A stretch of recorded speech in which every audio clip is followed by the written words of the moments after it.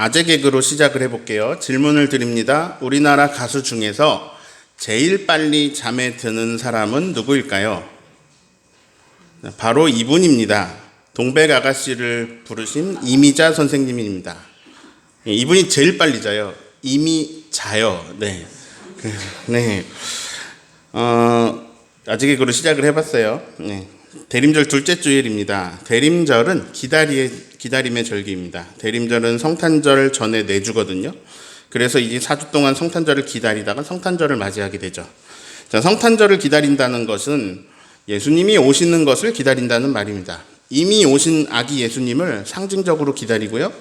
또 다시 오실 예수님을 실제적으로 기다립니다. 마라나타 주 예수여 어서 오시옵소서 이렇게 기다리는 절기입니다.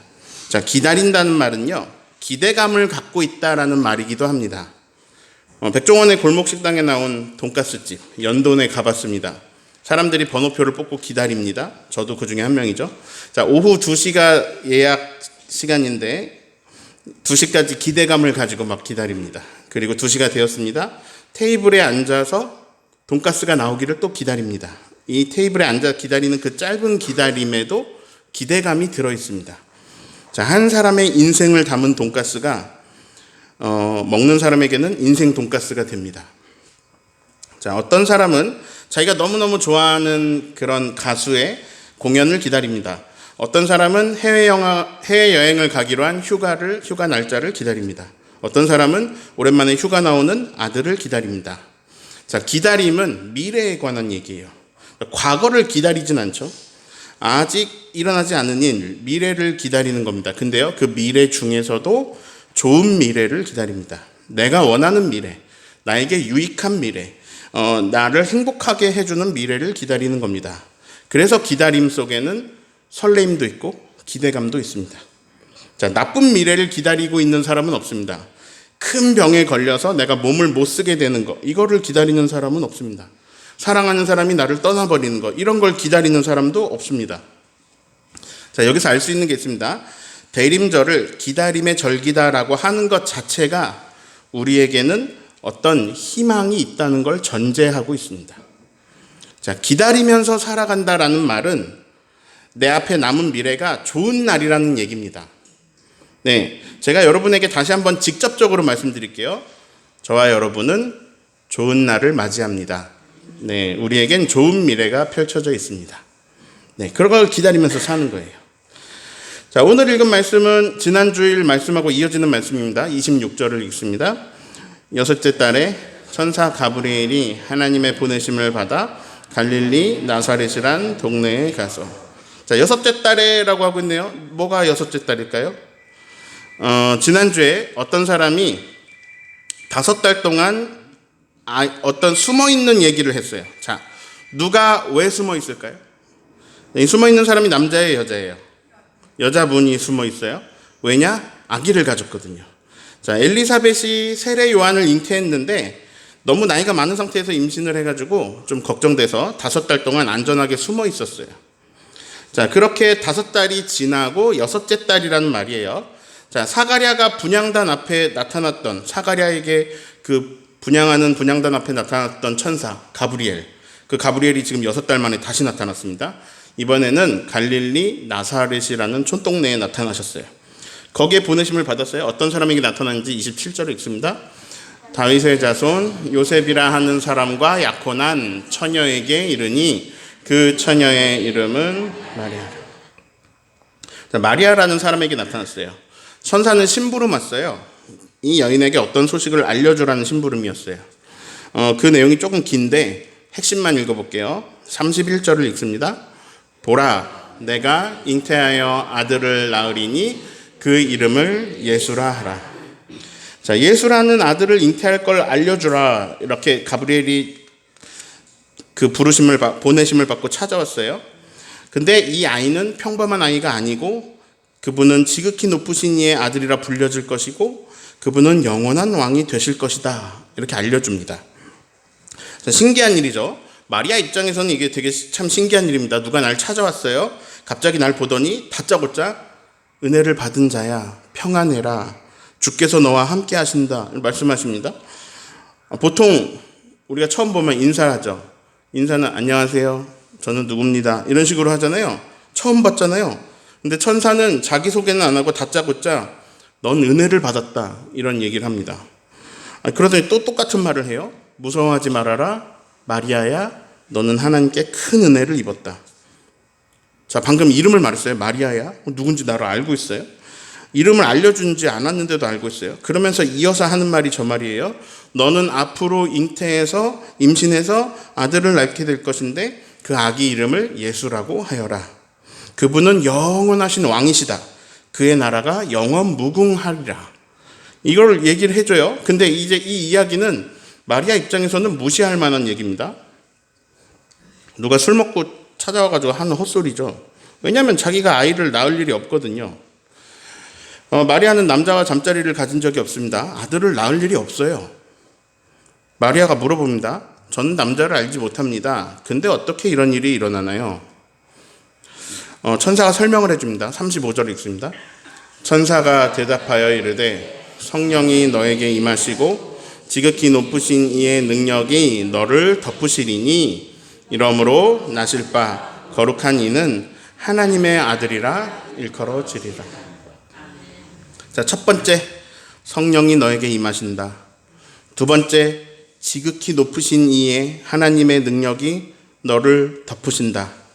그래서 너는 임신을 하게 된다라는 거죠. 그 태어나실 거룩하신 분은 하나님의 아들이라고 불릴 것이다. 자, 여기까지 들어보면 누가 와서 자신의 망상을 막 장황하게 말하고 있는 거죠. 아니, 근데 헛소리를 해도 좀 어느 정도 말이 되는 소리를 해야 되는데 말이 안 되는 소리를 하고 있잖아요. 여자 혼자 어떻게 임신을 해요? 근데 천사가 이 말도 안 되는 이야기를 약간 믿을 수 있을 만하게 어떤 말을 해줍니다. 그게 오늘 설교 제목이에요. 이미.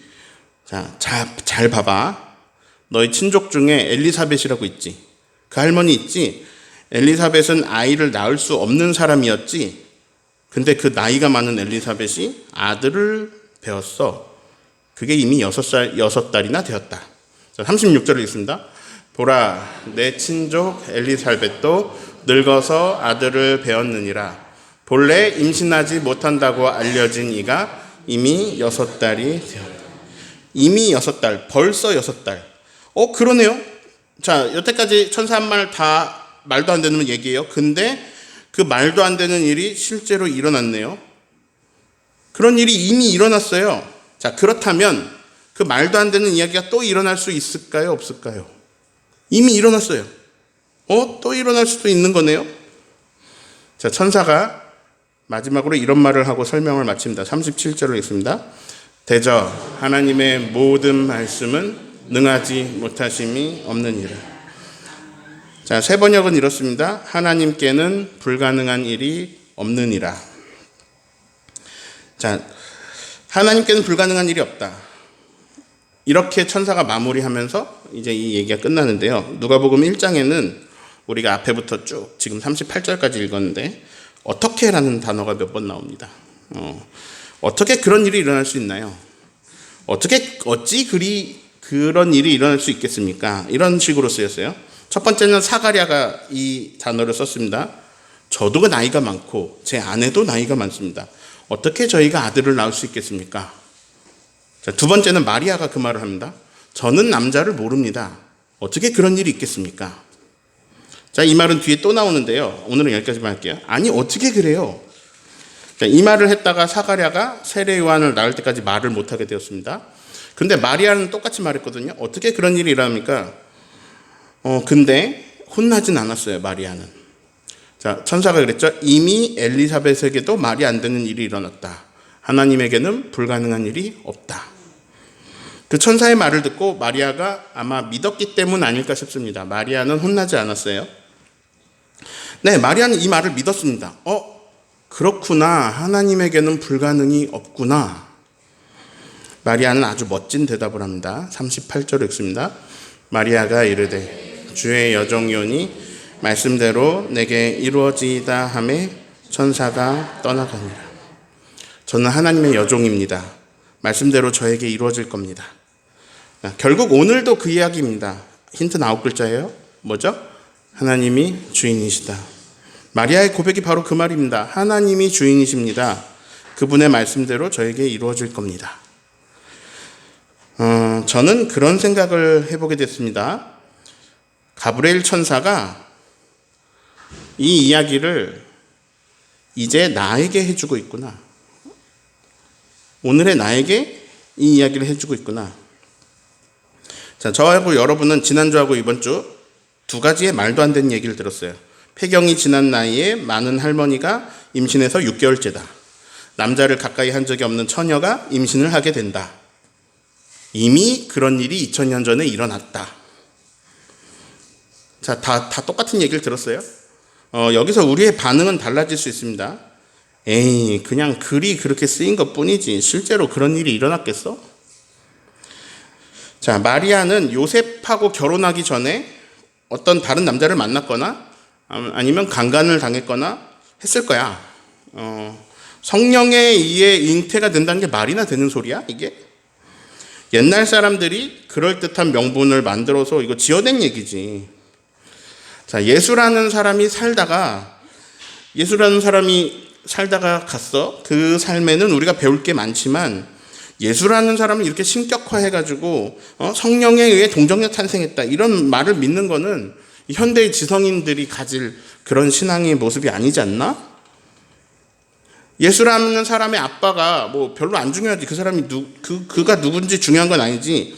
예수, 그분의 어떤 고상한 철학, 그분의 어떤 가치관, 그분의 세계관, 그분의 어떤 사랑, 그 자신의 고귀한 신념대로 정말 그대로 실제로 살았던 그 예수라는 분의 삶이 아름답기 때문에 그분의 추종자들이 있을 거고, 나도 그런 추종자로 어떤 기독교인의 한 사람이지만, 이런 소설 같은 이야기는 이거 일어난 적이 없는 얘기겠지. 이거 다 지어낸 얘기겠지. 이런 식으로 받아들일 수도 있는 일입니다. 아니, 그게 이성적인 생각을 가진 사람들의 당연한 생각 아닐까요? 생물학적으로 말도 안 되는 일이 연속으로 2번으로 일어난 이야기를 이거 믿으라는 겁니까? 저는요, 누가 아프다고 기도해달라고 하면요, 기도해드리면서 꼭 드리는 말씀이 있습니다. 병원에 가세요. 의사 말을 잘 들으세요. 예. 자, 요즘은 안 그래요. 그런데 예전에는 한국 교회 안에 그런 분위기가 있었어요. 하나님이 고쳐줄 건데 왜 병원을 가? 그건 믿음 없는 사람들이 하는 거야. 근데 믿음 없는 사람들은 병원 꼭 가야 돼. 믿음 없으니까 병원 가야 돼. 가서 나아야지. 진짜로 이런 식으로 생각했어요, 옛날에. 이런 신앙과는 이제 시대가 바뀌면서 과학이 발전을 하면서 의학이 발전을 하면서 사람들이 더 많이 알게 되면서 이 신앙관이 자연스럽게 바뀌었습니다. 그런 신앙관은 잘못된 거구나. 병원에 가야지. 치료를 받아야지. 하나님이 의사를 통해서 수술을 통해서 약물을 통해서 다 고쳐주실 건데 병원을 거부하는 게 그게 믿음이 아니지. 이렇게 생각하게 됐다고요, 지금. 자, 저하고 여러분 지성인이잖아요. 그렇잖아요. 천사가 있다고 믿을 겁니까? 할머니가 임신하고 처녀가 임신했다는 말을 믿을 겁니까? 자, 여러분이 마리아라고 해볼게요. 내가 마리아야. 누가 나를 찾아왔어요. 말도 안 되는 얘기를 하고 있어요. 어떤 대답을 하실 것 같아요? 저는 주의 종입니다. 말씀대로 저에게 이루어질 겁니다. 이렇게 대답하실까요? 저기요, 술이 덜 깼으면 집에 가서 주무세요. 에? 처녀한테 못하는 소리가 없네요. 저는 저에게 질문했습니다. 전 과학적으로 사고하는 걸 좋아하거든요. 가브리엘이 저를 찾아왔다. 자, 이런 일이 있었다고 하는데, 이런 일이 있었다. 2000년 전에 있었다. 지금 우리가 성경 말씀 통해 들었잖아요. 그럼 너는 이 일을 어떻게 생각하니? 라고 묻는다면 나는 어떻게 대답할까? 저는 35, 36, 37절에서 답을 찾았습니다. 마리아에게 성령이 임하시고 지극히 높으신 분, 하나님의 능력이 마리아를 덮으신다면 그런 일은 너무나도 당연하게 가능하다. 자, 저는 이렇게 생각합니다. 할머니는 왜 아이를 낳지 못하는가? 처녀는 왜 아이를 낳지 못하는가? 이렇게 생각합니다. 하나님이 그렇게 정하셔서. 예. 그건 하나님 정하신 법칙인데 아주 예외적으로 만약에 하나님께서 하나님의 뜻을 땅에 펼치시고자 그 법칙에서 벗어나는 일을 하나님이 주관하셔서 행하신다면 그럼 너무 당연하게 그런 일은 일어날 수 있는 거죠. 자, 그래서 이 두 번의 말도 안 되는 출생은 실제 일어났습니다. 이미 2000년 전에 일어난 거죠. 저는 가브리엘 천사께서 마리아를 설득하시는 방법에서 큰 힌트를 얻었습니다. 자, 엘리사벳이 이미 임신했어. 말도 안 되는 일 이미 일어났어. 하나님의 능력이 너를 덮으실 거야. 하나님에게는 불가능이 없다. 이렇게 설득했어요. 제 시각이 이런 변화로 바뀌어갑니다. 이게 말도 안 되는 일이 일어나는 게 아니라 당연한 일이 일어나는 거네. 자, 공중에서 물건을 놓으면 떨어집니다. 이거 되게 무거운데요. 제가 이거 놓으면 어떻게 될까요? 이거 떨어지고 여기 깨지고 다 난리 날 건데 안 해봐도 알겠죠? 네.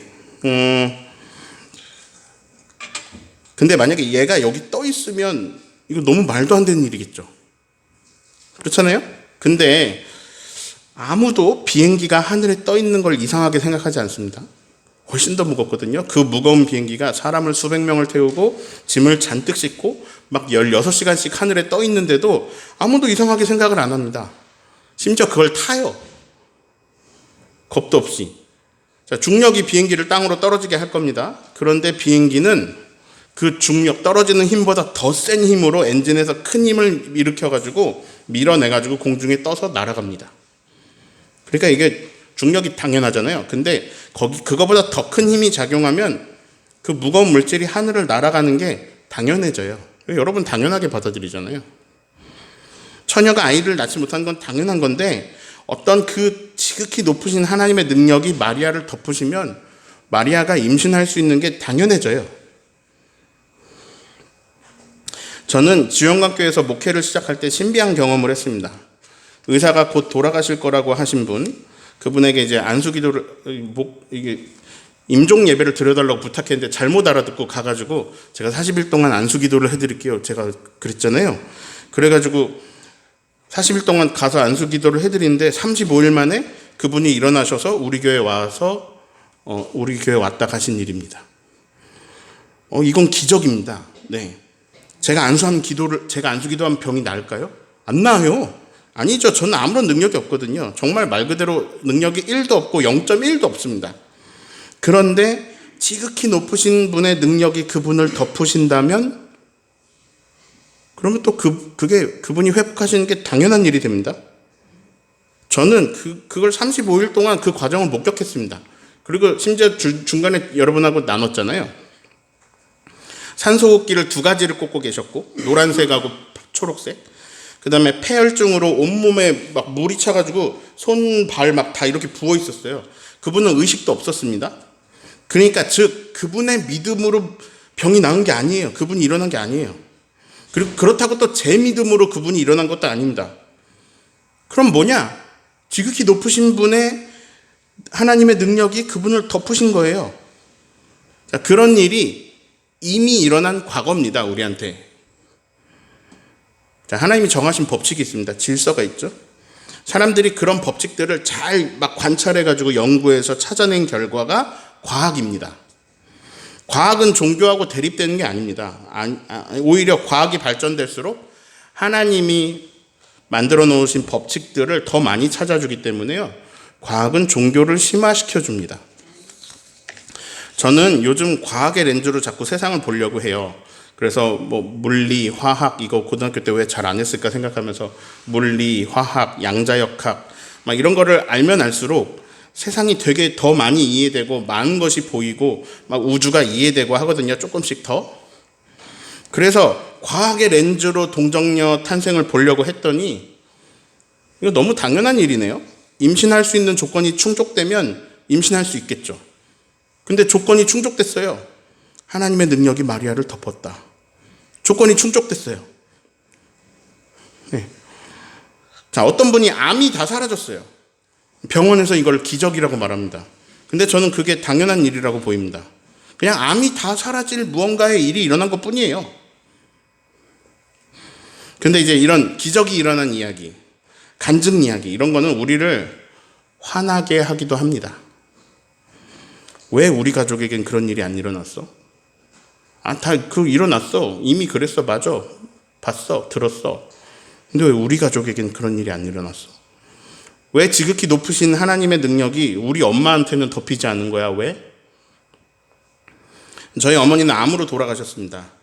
저희 아버지하고 어머니하고 평소에 덕을 많이 쌓으셔서 그런 건지 정말 많은 사람들이 기도했습니다. 진심으로요. 한두 번 한 게 아니고요. 지속적으로 기도하고 막 기도회도 열고 그랬습니다. 지극히 높으신 하나님의 능력이 어머니를 덮으셔서 어머니가 회복되셔야 되는데 정말 그러기를 정말 많은 사람이 바라고 기도했는데 그런 일은 일어나지 않았습니다. 얼마나 짜증나는 일이에요. 얼마나 열받고 억울한 일입니까? 세상 모든 사람을 다 고쳐주시든지 아니면 모든 사람을 고치지 말아주시든지 하나님이라면 그렇게 해야 억울한 사람이 없지 않을까요? 그런데 설교 준비하다가 근데 제가요 어머니의 임종의 순간에 뭔가를 깨달아 버렸거든요. 하면서 깨달은 게 있어요.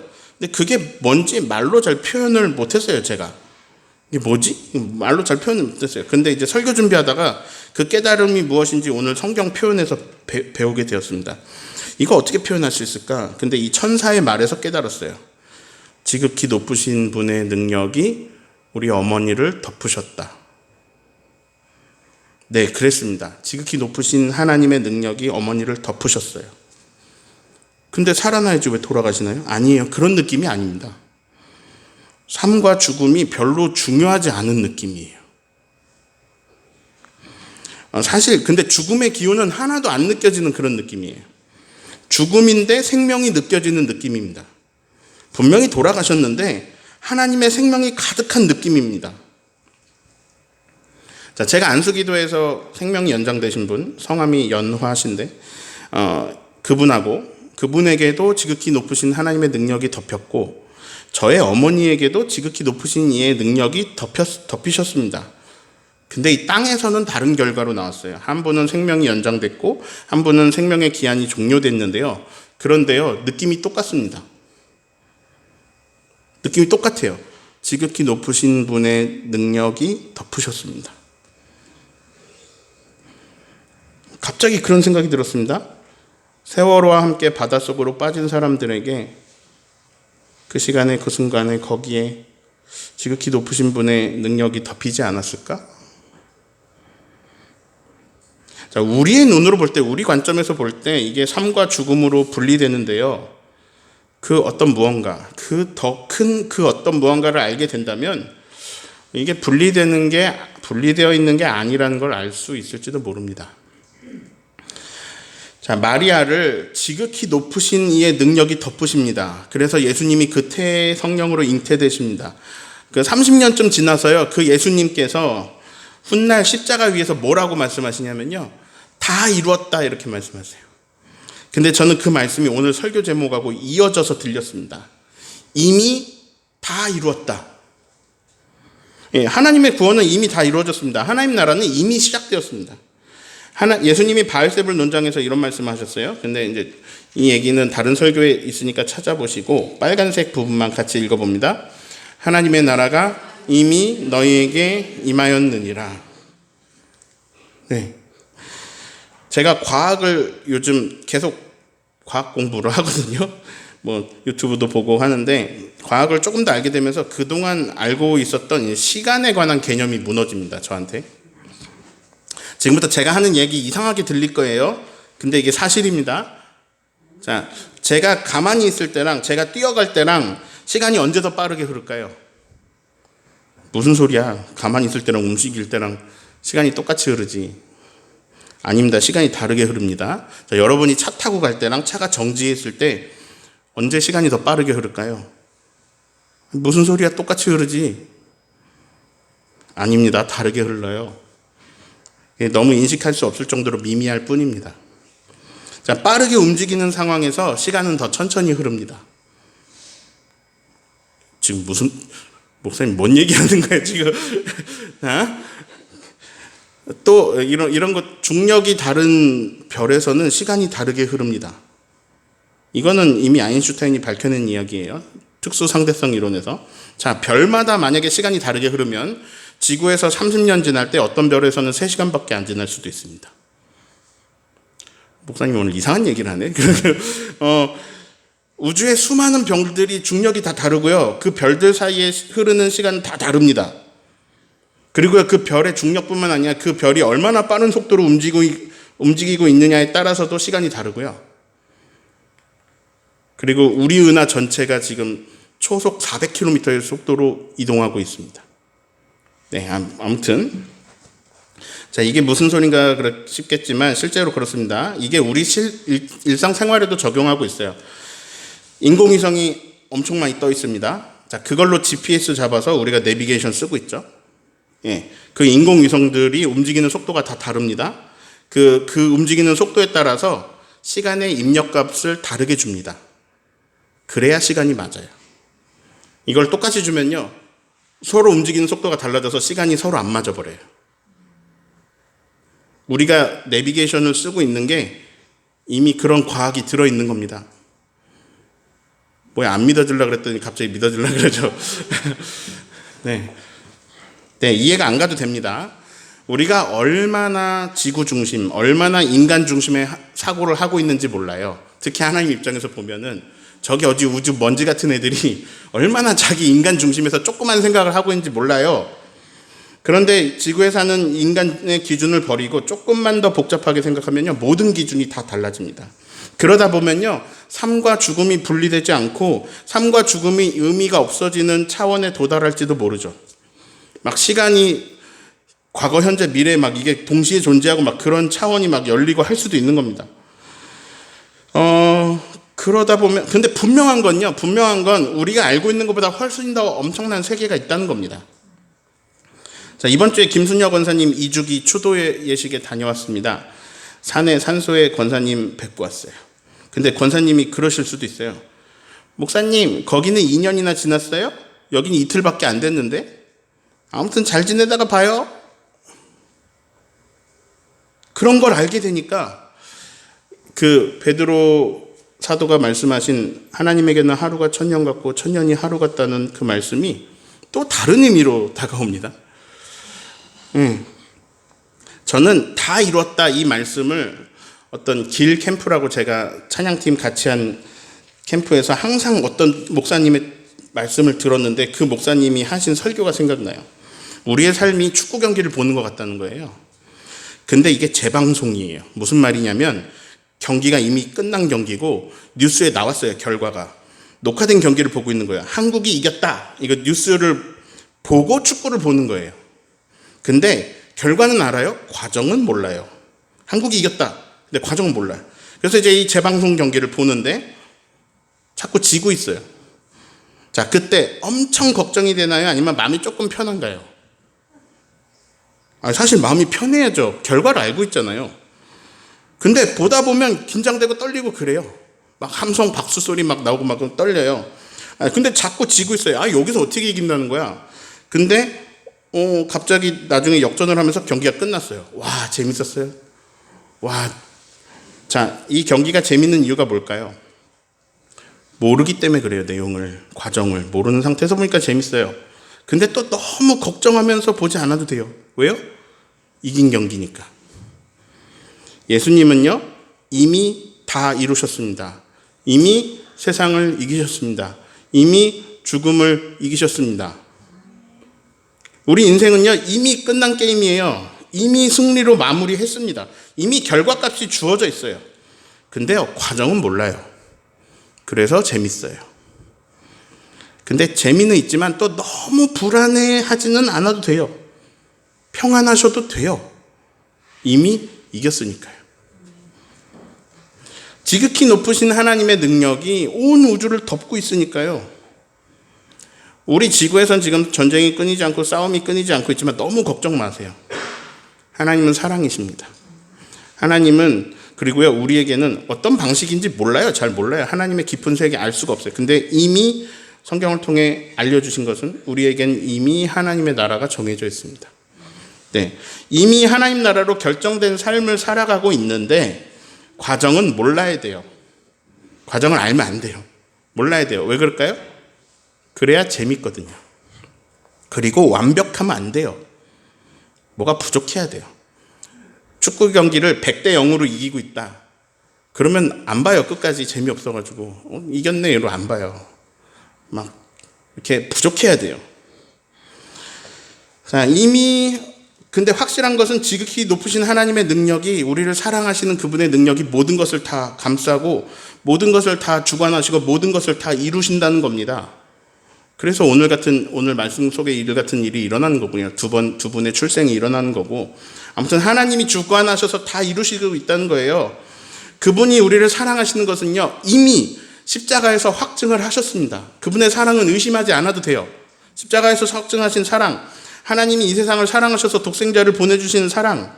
그래서 우리는 그 하나님이 사랑이시라는 걸 압니다. 하나님이 엉뚱한 분이면 어떡해요? 폭군이면 어떡해요? 근데 우리는 그분이 사랑이라는 걸 알아요. 근데 그 지극히 높으신 그 하나님의 능력으로 다 준비해 주시고 다 초대해 주시는 그 나라가 이미 결정되어 있습니다. 그래서요, 솔직히 말하면 우리는 이미 다 가졌습니다. 영원한 생명도 가졌어요, 이미. 그래서 우리는 이미 부족함이 없습니다. 그러나 오늘 뭔가가 좀 부족하고 뭔가가 좀 아쉬워야 돼요. 왜 그러면 그래야 재밌습니다. 그럼 목사님 혼자 부족하세요. 나 그거 재미없어요. 나 부족한 거, 나 이거 힘들어 죽겠어요. 아파요. 막 건강 부족한 거 나 이거 싫어요.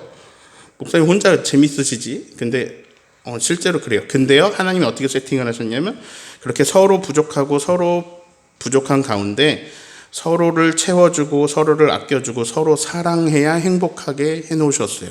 세팅을 그렇게 하셨어요. 그래서 여기서는 그렇게 살아야 돼요. 서로 도와주고 아껴주고 사랑하면서 살아야 합니다. 서로 사랑하면서 살다가 이미 정해진 하나님 나라에서 영원히 살아가는 저와 여러분 되시기를 예수님의 이름으로 축원합니다.